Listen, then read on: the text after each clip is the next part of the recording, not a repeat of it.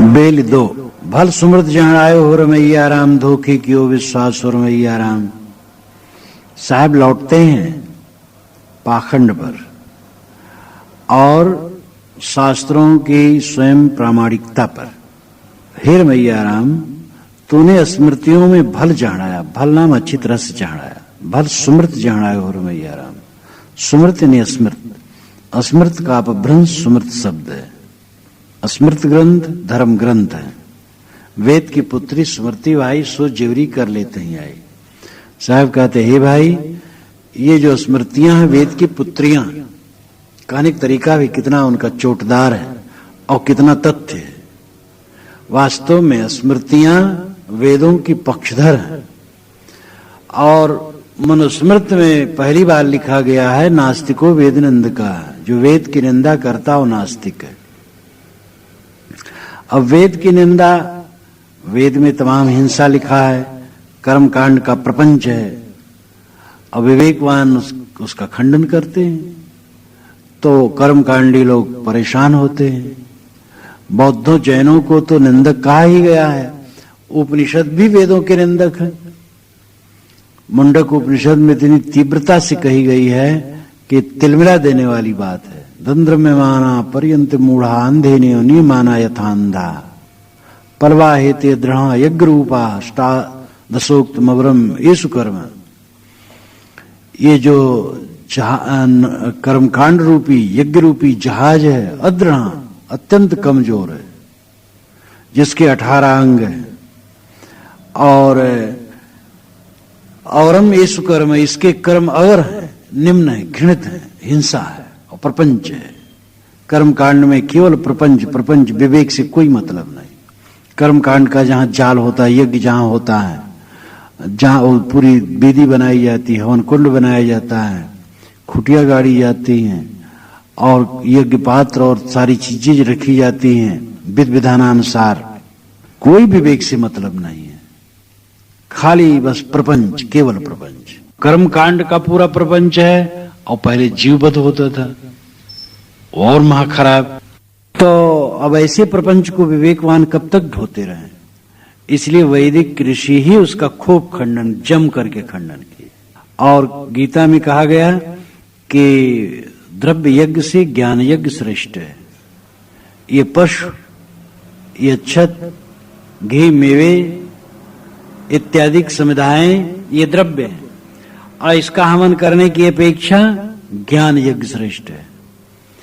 अपने ज्ञानाग्नि में सारे संस्कारों का दग्धकरण करो, यही सच्चा यज्ञ है। तो यज्ञों से पूरा समाज उब गया, वैदिक कर्मकांडी ही उब गए और उसी में निकल करके ज्ञान वैराग्य भक्ति मार्ग निकाले। लेकिन स्मृतियां उन प्रपंचों की पक्षधर हैं। जितनी स्मृतियां हैं उन स्मृतियों में मनुस्मृत काफी सर्वांग है और इसीलिए मनुस्मृत का पठन पाठन आज पर्यंत भी पंडितों में ज्यादा होता है।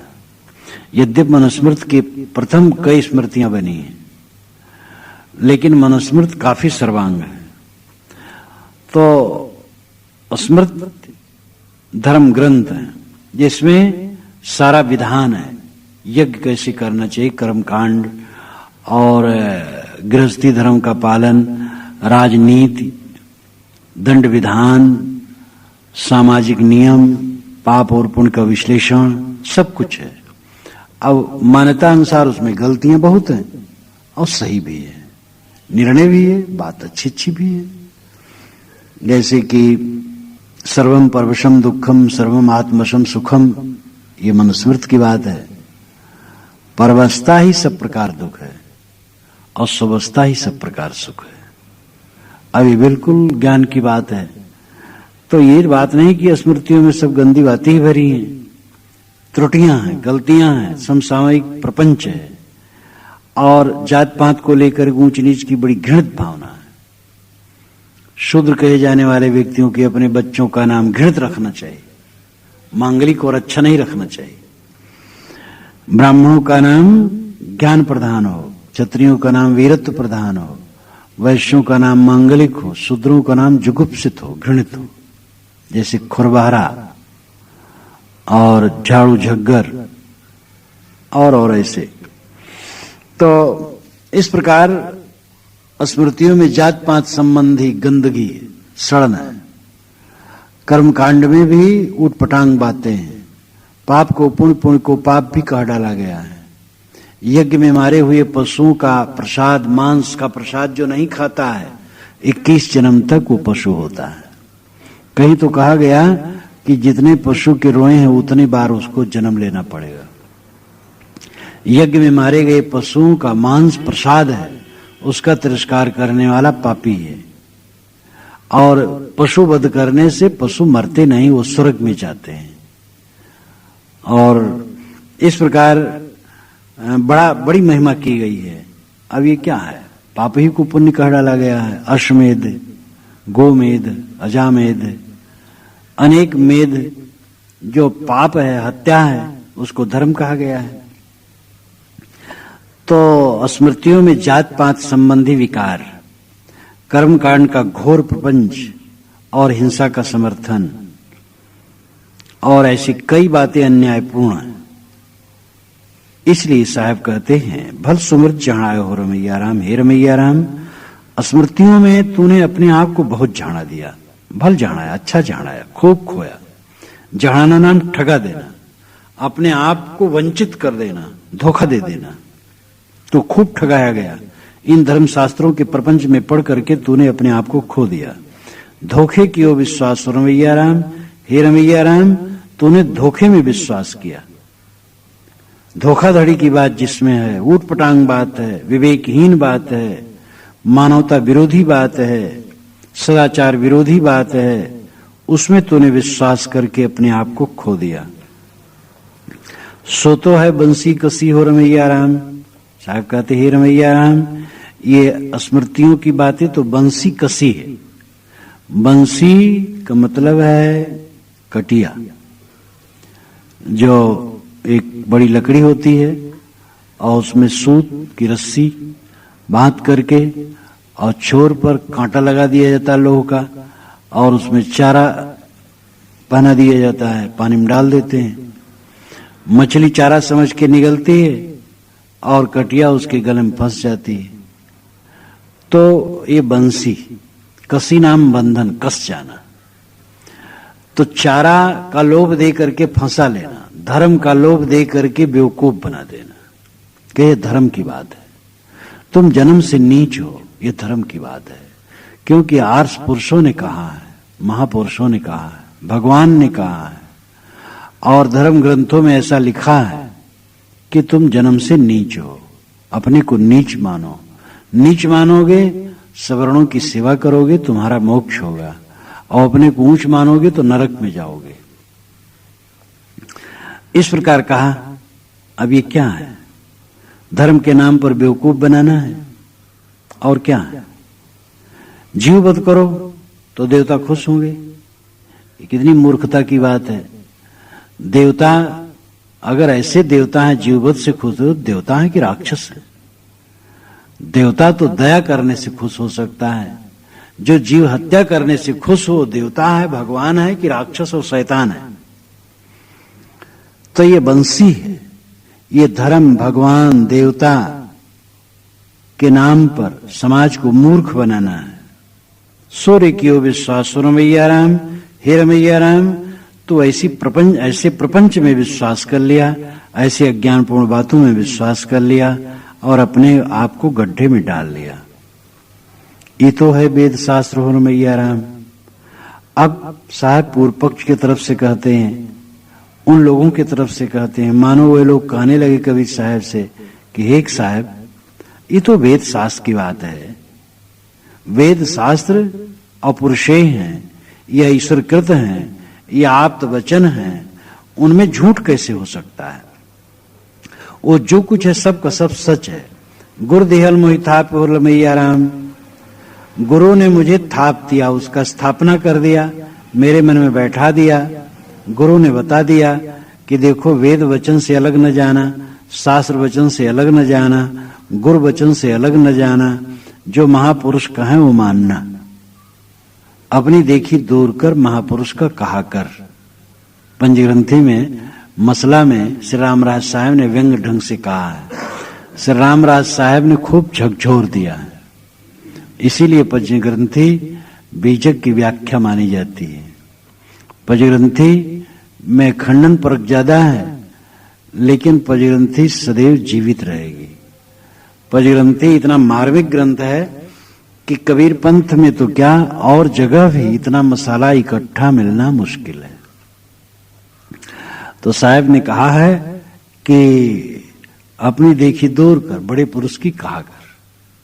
अपनी देखी न कर, जो बड़े पुरुष कहते वही मान ले। अब ये बात भी कहीं लग सकती है, साधक अब समझता नहीं है और अपनी बुद्धि लगाता है तो भटक जाता है। इसलिए गुरु कहे वो मान लेना चाहिए, बड़े पुरुष कहे मान लेना चाहिए। लेकिन अपने विवेक का उपयोग बिल्कुल न करना, आंख मूंद के मानना, ये अज्ञान है। तो लोगों ने कहा महाराज ये तो वेद शास्त्र है, ईश्वर कृत आप्तकृत महापुरुष कृत है, अपुरुषेय है, और गुरु ने मुझे थाप दिया है, बता दिया है, इसके अनुसार चलो तभी कल्याण होगा। अब इसका मैं उल्लंघन कैसे करूं? अगर वेद में लिखा है हिंसा, तो वैदिकी हिंसा हिंसा न भवति। अगर वैदिकी हिंसा है तो हिंसा नहीं है। यज्ञ में पशु अगर मारा जा रहा है तो कोई हिंसा नहीं है। वैदिकी हिंसा हिंसा न भवति। साहब ने कहा गोबर कोट उठाए हो रमैया राम, परिहर जीवो खेत हो रमैया राम। हे रमैया राम, तुमने गोबर का किला उठाया है। शत्रु के हमले से बचने के लिए कोई गोबर का किला उठावे, चारों तरफ से गोबर का धो लगा दे कि दुश्मन से हम बच जाएंगे। तो साहब कहते परिहर जैवो खेत हो रमैया राम, जब दुश्मन चढ़ेंगे तब खेत छोड़ करके भागोगे। खेत नाम मैदान, युद्ध क्षेत्र, परिहर नाम त्याग देना। खेत से भाग खड़े होगे, मैदान से भाग खड़े होगे, गोबर का कोट तुम्हें तुम्हारी रक्षा कर पाएगा। ये वेद शास्त्र की महिमा करके और सांच झूठ सब कुछ मानने की बात, ये गोबर का किला उठाना है। कितना साहब साफ कहने में निर्भय थे और एकदम कहते हैं गोबर का किला है। आप्त वचन है, ईश्वर वचन है, अपुरुषेय है, शास्त्र का वचन है, वेद का वचन है और ग्रंथ किताब का वचन है। ये कहना तो गोबर का किला है। क्या वचन है ये सोचना चाहिए। वेद में लिखा है, कुरान में लिखा है, बाइबल में लिखा है, स्मृत में लिखा है, रामायण में लिखा है, गीता में लिखा है। ये दुहाई क्यों देते हो? क्या लिखा है ये सोचो। जो लिखा है उसकी परख करो, चीर फाड़ करो, कोई भी पक्ष मत करो। कोई वेद किताब में लिखा हो चिंता मत करो, किसी महापुरुष ने कहा है चिंता मत करो। ये सोचो कि लिखा क्या है और उस पर विचार करो, उसका ऑपरेशन करो। और अगर वो बात सच होगी तो तुम्हारा तरक्की कट जाएगा, और अगर वो कटने वाली चीज होगी तो कट जाएगी। इसलिए साहब कहते हैं कि तुम गोबर का किला मत उठाओ और ये बाउंडर में मत पड़ो। शास्त्र प्रमाण के विवेक करो, सच क्या है।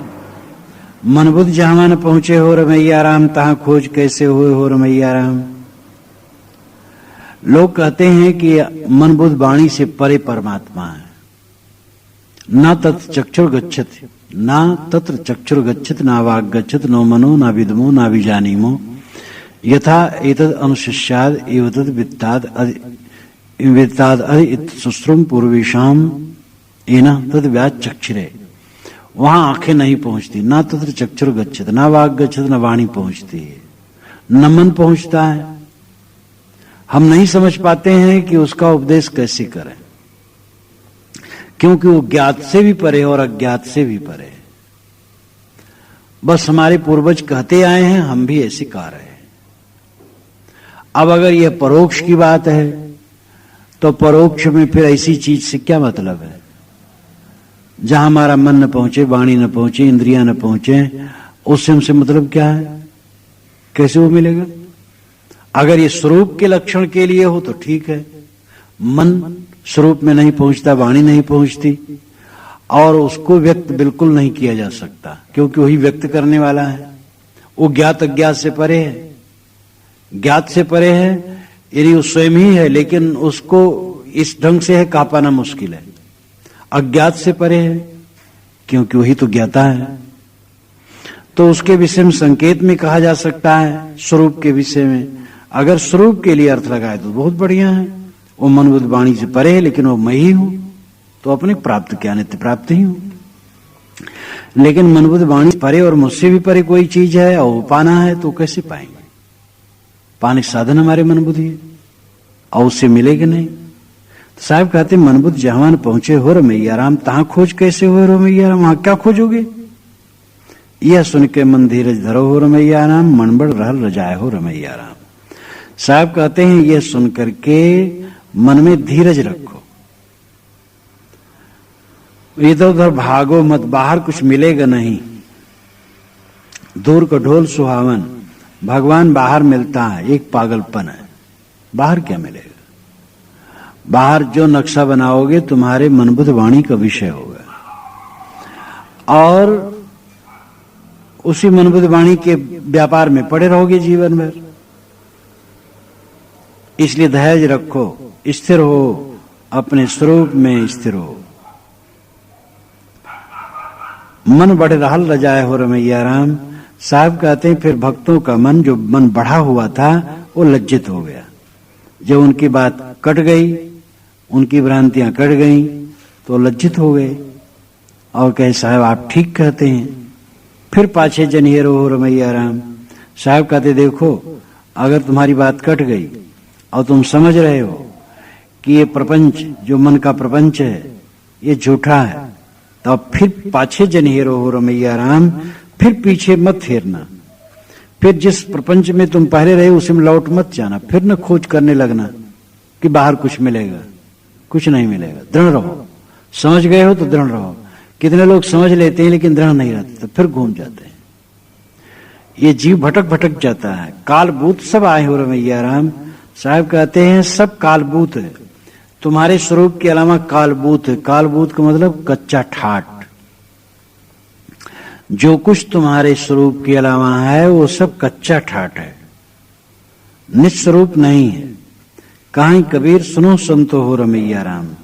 साहब कहते हैं संतो सुनो, मन बुद्धि ढिक फैलाओ हो रमैया राम। अपने मन बुद्धि को अपने ढिक फैलाओ, अपने पास फैलाओ। मन बुद्धि से स्वरूप चिंतन करो, स्वरूप स्मरण करो, स्वरूप के लक्षणों की याद करो। मन बुद्धि से परोक्ष में न कूदो। मन बुद्धि का उपयोग परोक्ष में करते हो तो जीवन भर भटकोगे। मन बुद्धि का प्रयोग अपरोक्ष में करोगे तो कल्याण होगा। परोक्ष और अपरोक्ष दिशा का अंतर है। कबीर साहब ईश्वर नहीं मानते, कबीर साहब ईश्वर मानते। ये दोनों बातें सच है। कबीर साहब ईश्वर मानते हैं अपरोक्ष को, निस्वरूप को ईश्वर मानते हैं। कबीर साहब ईश्वर नहीं मानते, परोक्ष को नहीं मानते। बाहर खोजना वो कतई नहीं मानते, पूरे बीजक में व्याप्त है। बीजक का मर्म न समझने वाले बस कोई हरि और ब्रह्म और कोई राम शब्द सुनेंगे, बस उड़ने लगेंगे बाहर भटकने लगेंगे बेकार में। लेकिन उनका हरि, उनका राम, उनका ब्रह्म, उनका सारंगपाण, उनका विष्णु, उनका शिव आत्मा ही है, निस्वरूप ही है। निस्वरूप के अलावा और कुछ नहीं है। तो साहब ने दिशा बदली जिससे कि हमारी दशा सही हो जाए। वह वस्तु को नहीं अस्वीकारते, परम तत्व को नहीं अस्वीकारते। परम तत्व तो निज रूप ही है। तो साहब कहते मन बुद्धि को बाहर मत फैलाओ। अब देखो कहने का तरीका उनका, मन बुद्धि जहां न पहुंचे हो रमैया राम, उसका खंडन किया क्योंकि परोक्ष का था। और मन बुद्धि ढिक फैलाओ, यह अपरोक्ष का है। ढिक अपरोक्ष है, ढिक नाम समीप, स्वयं। तो स्वयं स्वरूप में मन बुद्धि को लगाओ। मन बुद्धि द्वारा जो सारे आडंबर उनको छांट करके अपने स्वरूप को निर्मल करो, निसंग करो, स्वरूप स्थित का अभ्यास करो। कबीर साहब का ये बेल प्रकरण, दो बेली है, दोनों में बहुत मार्मिकता है। माया मोह का निरसन प्रथम बेल में किया है विस्तार से। दूसरी बेल में भ्रांति का वर्णन, भ्रांति का खंडन, खानी और बानी, कहीं खानी का खंडन कहीं बानी का खंडन, खानी बानी काट करके तब निस्वरूप। दूसरे लोग कहते वह पारखी लोग खानी बानी करते रहते, पारखी लोग सच करते रहते, खानी बानी में तो सब उलझे, खानी बानी खोज देखो स्थिर कोई न रहा है, खानी बानी में सब उलझे और खानी बानी ही काटना है, खानी नाम मोटी माया, बानी नाम झिनी माया, और दोनों माया कट गई तो निस्वरूप। पारखियों की निंदा करने वाले खूब हैं, क्योंकि उनकी पुजाई बंद होती है, उनका अंधविश्वास बंद होता है, पारक विचार जहां तक फैलता है उनका आडंबर कटता है, इसलिए वो चढ़बड़ाते हैं। लेकिन चढ़बड़ाने वाले ही फिर लौट करके इसको स्वीकारते हैं। ये इतना सच है और सार है, इसमें पारखी संतों भक्तों को बिल्कुल दृढ़ रहना चाहिए, घबराने की आवश्यकता नहीं, कोई कितनी निंदा करे कोई परवाह नहीं। सत्य के लिए तो ऐसा होता ही है, किसी भी सत्य का पहले मजाक उड़ाया जाता है, पीछे विरोध किया जाता है और उसके पीछे स्वीकृति। किसी भी सत्य की बात यही रही है। तो पारक सिद्धांत का अगर कोई मजाक उड़ाता है कि ये तो सबका खंडन करते हैं, सबका खंडन किए बिना निस्वरूप का मंडन होगा नहीं। जब तक जितना आडंबर हो नहीं काट दिया जाएगा, अपना स्वरूप विचार स्थिर नहीं हो सकता है। स्वरूप के ऊपर कुछ मान करके कभी भी स्वरूप ज्ञान और स्वरूप स्थित नहीं हो सकती है। मुरव्वत करने से कि मुरव्वत करके तमाम देवी देवता और तमाम पाखंड लादे रहो तो स्वरूप ज्ञान हो जाएगा, कभी नहीं होगा। इसीलिए कितने वेदांती ऐसे हैं स्वरूप ज्ञान की बात करते हैं, नहीं सारा पाखंड माने रहते हैं। तो माने रहते हैं तो निर्मल नहीं हो पाता है उनका चित्त। अयोध्या के दो संत जब मिलने आए अयोध्या आश्रम में अपने, तो जो सत्संग होने के बाद वैष्णव संत थे, वो कहे कि आप लोगों का रास्ता साफ है, हम लोग देवी देवताओं में फंस जाते हैं। तो हम कहे क्यों फंस जाते, छोड़ दे। तो हंसने लगे। वो छोड़ना मुश्किल, क्योंकि पुजाई उसी से होती है, वो पुजाई चक्कर में पड़ जाते हैं। तो जो पुजाई चक्कर में न पड़ेगा, निर्भ्रांत होगा, और क्या पारखी संतों को भोजन वस्त्र नहीं मिलता है, क्या उनका सब काम नहीं होता है, कोई आडंबर नहीं मानते, कोई पाखंड नहीं मानते, बिल्कुल निर्भय निर्णय, क्या उनका गुजर नहीं होता है। और भौतिक वस्तुओं के लिए इस प्रकार 2 नंबर का धंधा करना, 2 नंबर का धर्म बहुत गलत है। इसलिए देवता, परमात्मा, ब्रह्म, साकेत धाम, मोक्ष धाम, विष्णु धाम, जो कुछ भी है स्वरूप स्थित है। स्वरूप ही परमात्मा है, देवता है, ब्रह्म है, और स्वरूप स्थित ही वैकुंठ धाम है, साकेत लोक है और सतलोक है। इस प्रकार पारखी संत निस्वरूप की तरफ प्रेरित करते हैं। मन बुद्धि ठीक फैलाओ हो रमैया राम।